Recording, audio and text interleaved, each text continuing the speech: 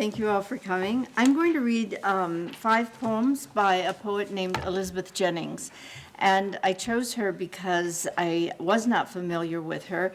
And Joel mentioned that we have one of the most important collections of Jennings' manuscripts and published work here at the library. And he himself wasn't aware of it until someone who's working on a biography came to Washington University to use the papers. So it seemed to me that because we had this collection and she was important in London or in Britain, and because I didn't know her, that perhaps you would not know her as well and that we should. So her name's Elizabeth Jennings. She was born in 1926. She published her first book in 1953 when she was 27. It won an award. She published many books. She went to Oxford, and she was there at the same time as Philip Larkin and Kingsley Amis, and later became associated with a group of writers that was called The Movement, which included Tom Gunn and Donald Davie. And in England, as I said, she's quite well known, but not so much here. So she also was a bit of a depressive. I understand that. And so her poems are a little dark, and I think that that's actually their beauty and their strength, because I think that they admit to the kind of interiority that we most of us have and don't have a place to admit it. So I'm going to read, since I'm using the collected poems, which interestingly enough is not the complete poems, but collected as in a collection of. So we usually call that a selected. So I thought I should, because she had this long career, I should pick a few poems from the beginning, a few poems from near the end, and then one towards the very end. So this is from an early work, In Praise of Creation. That one bird, one star, the one flash of the tiger's eye, purely assert what they, without ceremony, testify to order, to rule, how the birds mate at one time only, how the sky is for a certain time full of birds, the moon sometimes cut thinly. And the tiger trapped in the cage of his skin, watchful over creation, rests for the blood to pound, the drums to begin, till the tigress's shadow casts a darkness over him, a passion, a scent. The world goes turning, turning, the season sieves earth to its one sure element, and the blood beats beyond reason. Then quiet, and birds folding their wings, the new moon waiting for years to be stared at here. The season sinks to satisfied things, man with his mind ajar. Excuse me, I have a bit of a cough. And another early one. World I have not made. I have sometimes thought how it would have been if I had had to create the whole thing myself. My life certainly, but also something else. I mean a world which I could freely inhabit. Ideas, objects, everything prepared.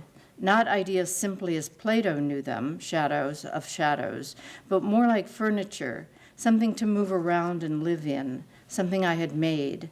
But still there would be all that I hadn't made, animals, stars, tides tugging against me, the moon uncaring, and the trying to love without reciprocity.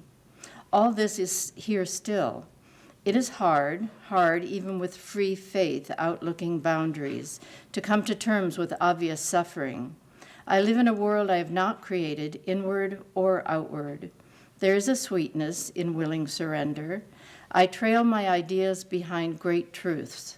My ideas are like shadows, and sometimes I consider how it would have been to create a credo, objects, ideas, and then to live with them.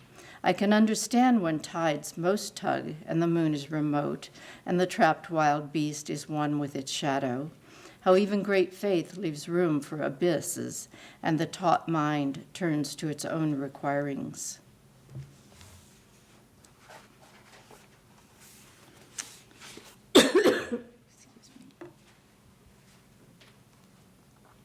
And now one of the later but not the last poems, two of those, one called Ballad of War.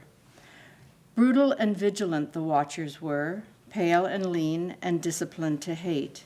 They taught us fear because we knew white fear so well. They stood as sentries at the gate of the morning and the dawn's endeavor, gate of the mind with fantasies and war, gate of sickness and unconquered fever. Yet haven't we known all such gates before? The gate of birth and then the broken cord, the gate of love and holding back from fear, the gate of language and the golden word, which speaking makes the luster disappear. Who are the watchers? Why won't you reply? Is the world sick? You turn away in dread. What are those shadows widening the sky? Where are the stars? And is the new moon dead? She's good, huh?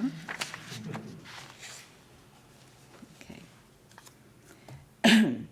Years ago, it was what we did not do that I remember. Places with no markers left by us, all of a summer, meeting every day, a memorable summer of hot days, day after day of them, evening after evening. Sometimes we would laze upon the riverbank, just touching hands, or stroking one another's arms with grasses. Swans floated by, seeming to assert their dignity. But we too had our own decorum in the small change of first love. Nothing was elegiac or nostalgic. We threw time in the river as we threw breadcrumbs to an inquisitive duck, and so day entered evening with a sweeping gesture. Idly we talked of food and where to go. This is the love that I knew long ago, before possession, passion, and betrayal. And this is one of the late poems, and the last poem I'll read.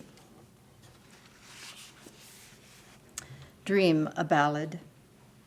It was no dream, and yet it was not waking. A story told itself within my mind, but it went further. There was bright day breaking, and huntsmen hungry for the lucky find. Was I the center? No. So much occupied within my seeing, and much further on, I heard the grateful and auspicious word, saw the broad opening of the morning sun. World upon world, I was not well indeed, and yet what I have gathered from it all. Dancers making music showed their need, and there was neither apple nor a fall. Thank you.